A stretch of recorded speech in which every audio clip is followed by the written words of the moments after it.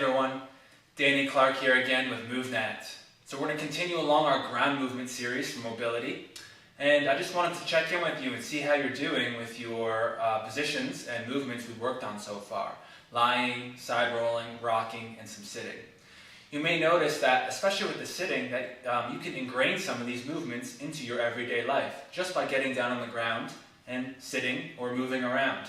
The nice part is, instead of stretching now for 10 minutes, you're also adding in additional time while you're actually either working, playing with your kids, watching TV, or whatever you're doing in your daily life.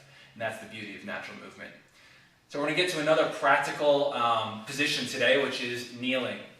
Okay, so we went over sitting yesterday, so let's start in a seated position.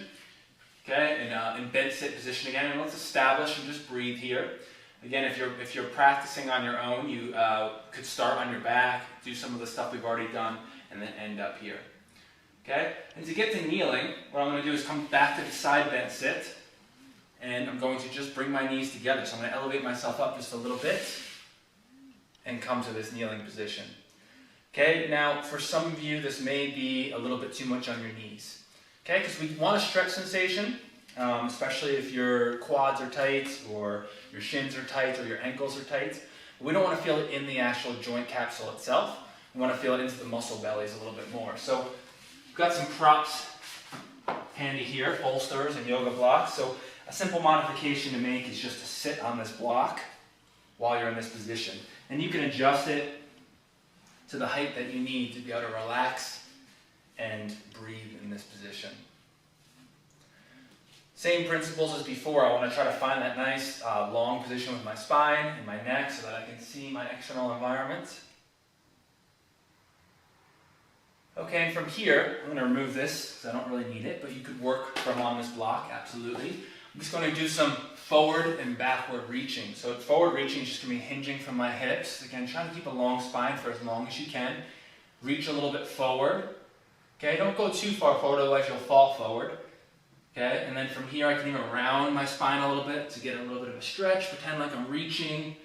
Don't get stuck reaching forward, you can kind of reach to the side without touching the ground, and then come back up. Okay, and I'm going to reach backwards, so I'm just going to allow my hips to rotate first and lead the way, so it's not just my back arching. Okay, and then I'm just going to reach backward. I can go side to side, straight overhead. I want to try to push my knees into the ground. If I go into a little spinal extension, as long as it feels comfortable for you, that's totally fine. Just scanning my environment and reaching, and even sweeping my arms up and over. Now, we've touched on breathing in the past, but as you do these movements that might be a little bit uncomfortable for you, or pushing the limit of what's comfortable for you, it's really important to own these movements by breathing, signaling your body that it's okay, and literally calming your nervous system down to accept these positions and allow you to settle into them a little bit more and ingrain them into your movement repertoire. Okay, from this position, what I'm going to do is I'm going to push my hips forward. Okay, and even right here, a lot of us are very tight from sitting and maybe even walking from the hip flexor, so I'm just going to use my hips. I'm going to use my butt really to push my hips right under my shoulders. Okay, so this is a nice straight line. You might feel a little stretch through your legs, the front of your hips.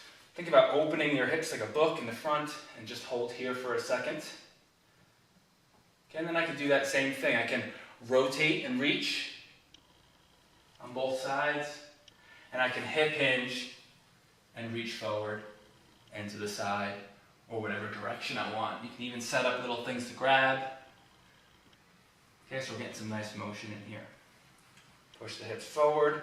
Now I'm going to go into a tall half kneeling position. So just walking backward a little bit so you can see me. I'm going to sweep the leg up forward very slowly with control. Okay, and from here, instead of standing up, I'm just going to shift my weight forward, let the ankle stretch first, let the hips settle.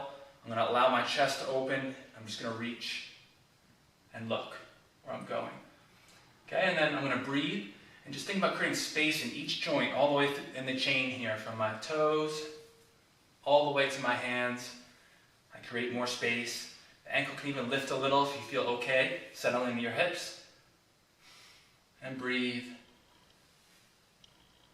And then just switch sides. and do the same thing. Let's do 5 breaths in each position. And these are just some of our kneeling variations we can work with for both developing natural movement and just general mobility. All right, I'll see you guys next time. Keep practicing.